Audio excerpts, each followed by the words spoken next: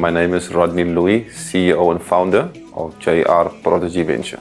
We specialize in water management. What it means is we supply clients with a smart meter, which consists of a conventional meter with a data logger. So with that technology, clients are able to monitor the usage online.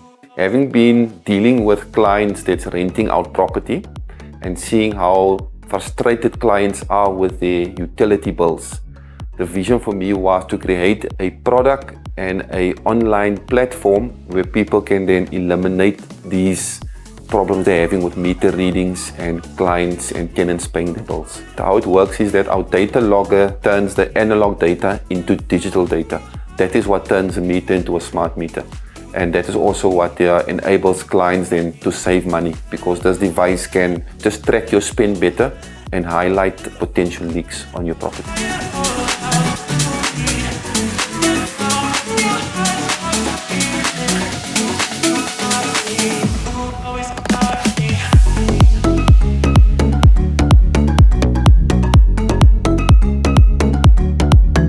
Key problem we are addressing is that we are bringing to light the undetected leaks in the city and in the province as a whole.